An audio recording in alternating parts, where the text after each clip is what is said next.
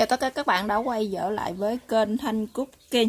Món chay ngon. Hôm nay mình sẽ giới thiệu với các bạn, đây là cái món sườn non mình chiên muối ớt nè các bạn. Đó, các bạn thấy hấp dẫn không? Mình ăn với lại bún ha, cơm trắng nè các bạn, với lại bánh mì đồ cũng rất là ngon nha. Đó, các bạn thấy cái màu hấp dẫn ha. Cái vị của nó thì hơi cay cay nè các bạn, hơi mặn mặn, ăn rất là bắt cơm luôn. Và các bạn muốn biết mình làm như thế nào thì mời tất cả các bạn sẽ vô bếp làm cùng mình nha. Mời các bạn.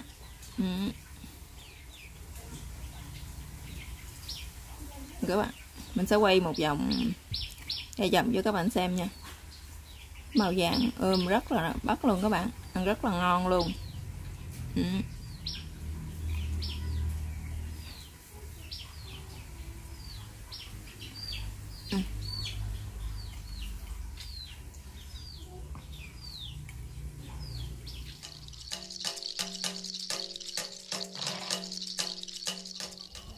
Chào tất cả các bạn, hôm nay mình sẽ chia sẻ với các bạn cái món là sườn non chay mình chiên muối ớt nha các bạn ha. Thì trước tiên thì mình sẽ có đây là 50g sườn non nè. Sườn chay các bạn mình đã ngâm cho nó mềm như thế này rồi ha. Gia vị á. Rồi tiếp theo gia vị thì chúng ta sẽ có đây là bột ngọt nha các bạn, muối, đây là bột ớt nè nha. Đây là một trái ớt với lại một tép tỏi. Rồi bây giờ chúng ta sẽ bắt đầu đi làm nha các bạn. Rồi bây giờ trước tiên thì chúng ta sẽ cắt cái phần sườn non này ra. Các bạn cắt như thế này ha, hoặc là các bạn có thể xé ra cũng vẫn được. Đó, thì các bạn cứ cắt theo cái chiều này nè, nó hơi mỏng mỏng á các bạn, để mình chiên cho nó giòn hơn ha, và mình ướp nó cũng sẽ thấm ngon hơn đó các bạn. Cái sườn non này thì mình đã ngâm hoặc được 2 tiếng và nó đã nở mềm rồi, các bạn dắt cho nó thiệt là khô nước mới được nha. Các bạn cắt càng nhỏ càng tốt, nó sẽ giòn hơn ha, mình chiên nó sẽ ngon hơn đó các bạn. Hoặc là các bạn có thể xé nó ra như thế này ha. Nè, mình có thể xé nó ra như thế này nè các bạn.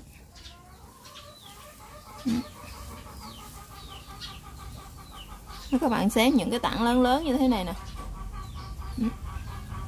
Và các bạn chia ướp gia vị vô ha, ướp muối ớt vô thì mình sẽ chiên cho nó giòn. Và các bạn thì như thế này nè các bạn, như thế này thì vẫn được ha. Đó, thì các bạn làm như vậy cho đến hết những cái miếng sườn chay này của mình nha.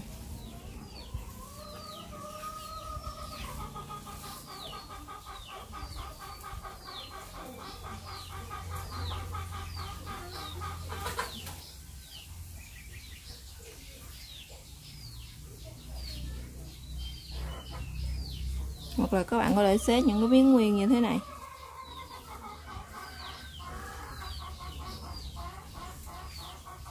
Rồi giờ cái phần sườn mình đã xé xong rồi nè các bạn ha. Thì bắt đầu mình sẽ đi làm cái tiếp theo ha. Bây giờ tiếp theo thì mình sẽ bằm cái tỏi này ra nha các bạn. Các bạn bằm những cái tép tỏi này ra nè, bằm cho nó nhuyễn ha, đặng mà lát nữa mình ướp vô trong sườn á cho nó thơm nha các bạn.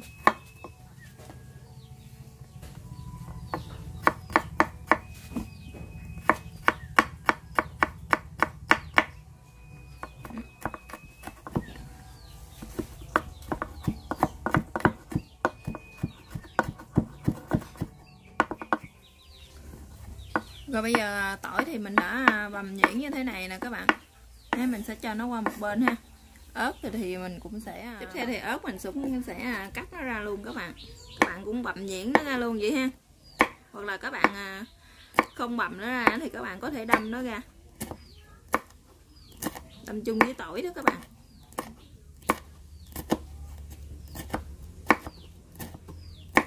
Mình thì mình sẽ xắt nó ra như thế này rồi mình bằm nhuyễn nó luôn.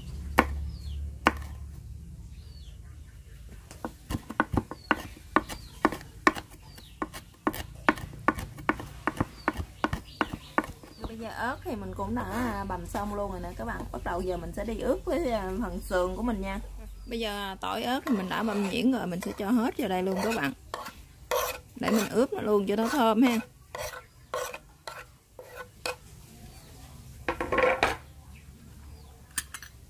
Tiếp theo này mình sẽ cho là muối, 1 muỗng cà phê muối các bạn. Đây là bột ớt ha, mình sẽ cho vào đây nửa muỗng cà phê thôi các bạn, để dằn cái phần muối của mình nó mặn á, thì mình sẽ cho vào đây 1/3 muỗng cà phê bột ngọt nha. Rồi các bạn trộn nó lên. Thì các bạn cứ trộn đều nó lên như thế này. Các bạn để cho nó thấm gia vị ha, là khoảng 5 đến 10 phút các bạn. Rồi mình sẽ đem đi chiên nha. Hoặc là các bạn ướp như thế này nè, các bạn để vô trong cái hộp ha, các bạn để ngăn mát tủ lạnh, các bạn ăn lần dần rất là ngon.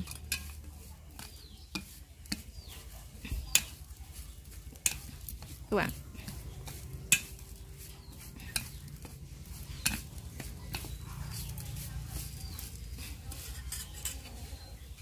rồi bây giờ chúng ta sẽ bắt một cái chảo lên trên bếp nha các bạn, để cho cái chảo của mình nó nóng ha.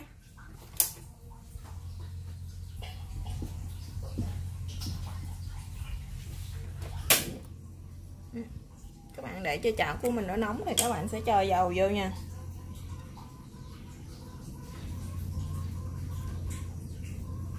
Các bạn cho dầu hơi nhiều một xíu để mình chiên cái phần sườn non của mình cho nó giòn hơn ha.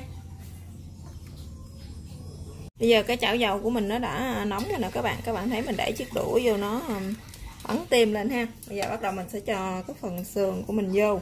Đã ướp được nãy giờ được hơn 5 phút rồi đó các bạn. Các bạn cứ lần lượt cho nó vô ha.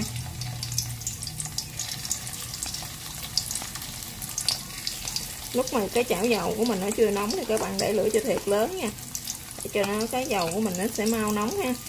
Khi mà cái chảo dầu của mình nó nóng và nóng nhiều rồi đó các bạn, thì các bạn nhận lửa nhỏ xuống.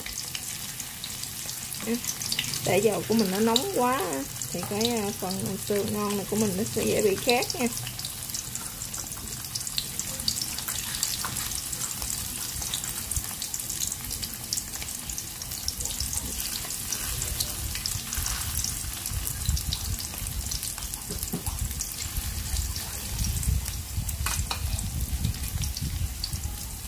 Thì các bạn cứ chiên như thế nè, khi nào nó vàng á thì các bạn cứ chở ha.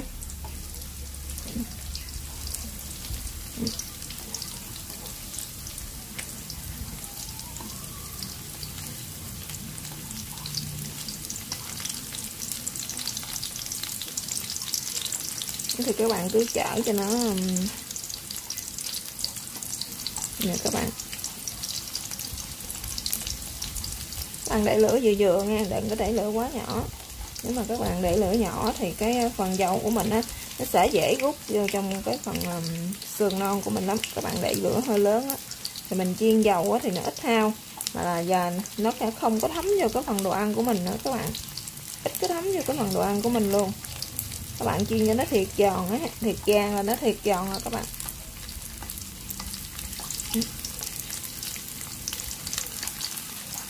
Đó, các bạn thấy nó màu giòn ha, màu rất là màu vàng luôn các bạn.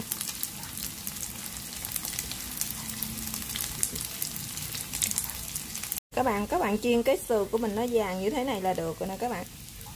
Các bạn để vàng như thế đó thì nó rất là lâu, nó giòn rất là lâu ha. Các bạn chiên mà nó trắng quá thì nó mau mềm lắm các bạn. Các bạn gấp hết ra một cái giấy thấm dầu nha, cho nó rút bớt dầu đi các bạn. Các bạn gấp hết ra thì các bạn để vô, các bạn chiên hết cái phần sườn của mình ha. Hoặc là các bạn có thể ăn bao nhiêu mình chiên bấy nhiêu. Cái này mình ăn với cơm nè các bạn, bánh mì ha, với bún này cũng rất là ngon nha. Bây giờ mình đã chiên xong rồi nè các bạn thấy nó vàng ươm ha, rất là ngon luôn. Những cái phần này ở đen đen này các bạn biết chi không, tỏi á, tỏi của mình bằm nữa mình chiên thì nó đã cháy như thế đó các bạn. Mình hết giấy đấm dầu rồi cho nên mình sẽ để cho một cái rổ như thế này nè, cho nó cọ bớt dầu nè các bạn, ăn cho nó đỡ ngán nha. Các bạn chiên như thế này ha, thì các bạn xong á thì các bạn có thể để vào những cái keo ha, hoặc là những cái hộp á các bạn, để vô trong ngăn mát tủ lạnh ha, mình ăn nó giòn rất là lâu nha. Nếu mà các bạn để ở ngoài á thì nó sẽ mềm đó các bạn, nó sẽ không có còn độ giòn nữa ha.